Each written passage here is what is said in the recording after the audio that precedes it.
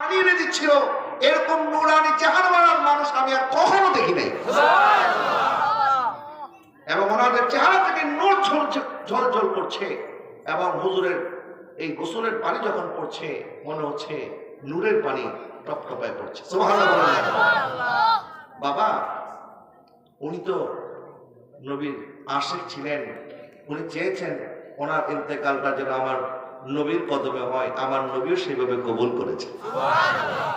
এই জন্য বলেছে কেউ দুনিয়া চায়, কেউ আখিরাত চায়, কেউ দুনিয়ার টাকা পয়সা ইজ্জত সম্মানে, কেউ আল্লাহর কাছে আল্লাহ এবং তার রাসূলকে চায়। এখন আপনি আমি কোনটা চাবো এটা আমাদের ব্যাপার।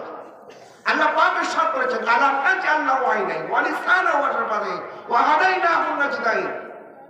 আমাদের সামনে দুইটা রাস্তা, একটা গুনাহের রাস্তা, একটা নেকের রাস্তা, একটা হেদায়েতের রাস্তা, একটা গোমরাহির রাস্তা, একটা শয়তানের রাস্তা, একটা রহমানের রাস্তা, একটা জাহান্নামের রাস্তা, একটা জান্নাতের রাস্তা। আপনাকে চিন্তা করতে হবে কোন রাস্তায় সফর করবেন, আপনি কাকে ফলো করবেন, কাকে মানবেন। এবং যারা আল্লাহ এবং তার রাসূলকে মেনেছে, মহব্বত করেছে, তাদেরকে রাজি খুশি করেছে, গোটা দুনিয়া তাদের প্রতি রাজি হয়ে গেছে। কথা বলেন না ঠিক না? আর সারা জীবন যারা গান বাজনা করছে, মানুষকে এন্টারটেইন দেওয়ার জন্য, মানুষকে খুশি করার জন্য এমন কোন খারাপ কাজ নাই করে নাই, মারা যাওয়ার পর ওই মানুষটার জন্য কেউ দোয়াও করে না। কথা বলেন না ঠিক না?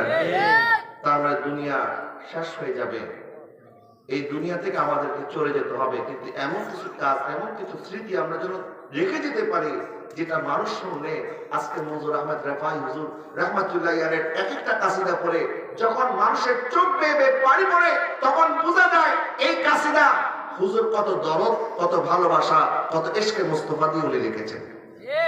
কথা বলেন না ঠিক না? এই চোখের পানি এমনি আসে না,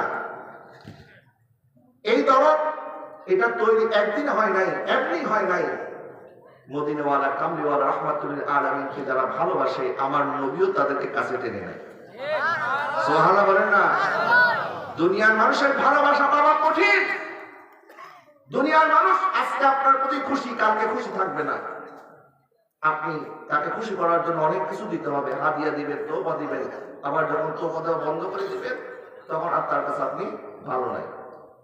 কিন্তু আমার নবী সাল্লাল্লাহু আলাইহি ওয়াসাল্লাম তো এমনি উম্মতের পাগল, এমনি আমার নবী উম্মতকে মহব্বত করে ভালোবাসে।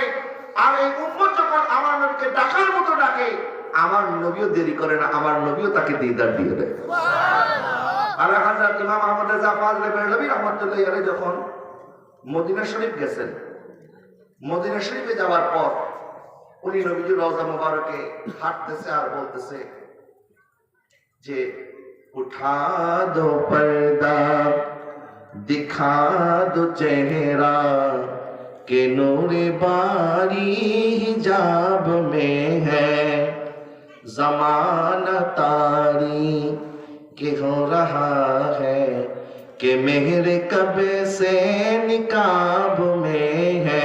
सुभान बोलेन ना? যেহেতু এত দূর থেকে আসছি, আপনার পর্দা মুবারক উঠায় দেন, আপনার নূরের চেহারা মুবারক একটু দিদার করবে।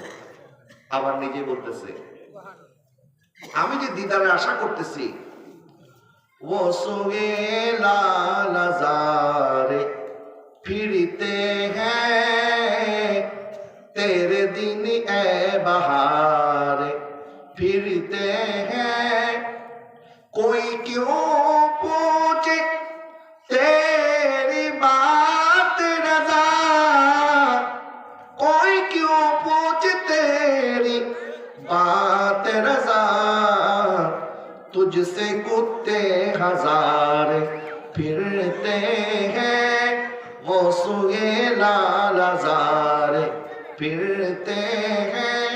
প্রথমে তো আমার নবীকে দেখার আপত্তি করেছে, এরপরে বলতেছে আহমদ রাজা তুমি কি এমন হয়ে গেছো, তোমার চোখ কি এখন সে যোগ্যতা অর্জন করেছে যে আমার নবীর চেহারা মুবারক তুমি দেখতে পাবে? তোমার মতো কত গোলাম তো মদিনার ধুলি কণার মধ্যে উঠতেছে, তোমার মতো কত গোলাম মদিনার মধ্যে আসতেছে, তোমাকে কেন আমার নবী দিদার দেবে? যখন এইভাবে আকুত নিয়ে নবীর দরবারে নিজেকে তুচ্ছ করে আমার নবীর দরবারে বারবার আরজ করছে, হযরত জিয়াউদ্দিন আল মাদানি উনি ছিলেন আলা হযরতের একজন খলিফা, ওনার ছাত্র। যখন রাতে ঘুমাতে গেছে, আলা হযরত দৌড় দিয়ে আয়েশা ওনার জিয়াউদ্দিন আল মাদানিকে বলতেছে, জিয়াউদ্দিন মাদানি তোমাকে সুসংবাদ দিচ্ছি, কাল আজকে রাতেই আমার নবী আমাকে দিদার দান করেছে। জোরে বলেন না সুবহানাল্লাহ। ডাকার মতো ডাকলে আমার নবী শুনে কিনা?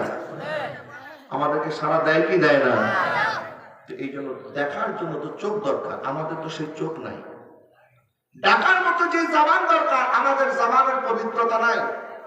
এই জন্য আমি আপনাদেরকে মতো আরজ করবো, আল্লাহ সুবহানাহু ওয়া তাআলা যাদেরকে সফল কাম বলেছেন, আফলাহাল মুমিনুন আল্লাযীনা হুম ফি সালাতিহিম খাশিউন ওয়াল্লাযীনা হুম আনিল লাগwi মু'রিদুন ওয়াল্লাযীনা হুম লিযাকাতি ফাইলুন ওয়াল্লাযীনা হুম লিফুরুজিহিম হাফিজুন। এই বৈশিষ্ট্যগুলি আমাদের অর্জন করার দরকার আছে না নাই? আমাদের চরিত্রের হেফাজত করার দরকার আছে কি নাই? এবং আজকে থেকে আমার যুবক ভাইয়ের একটা কাজ করবেন, সেটা হচ্ছে আপনারা নিজের পায়ে দাঁড়ানোর চেষ্টা করবেন, উপার্জন করবেন।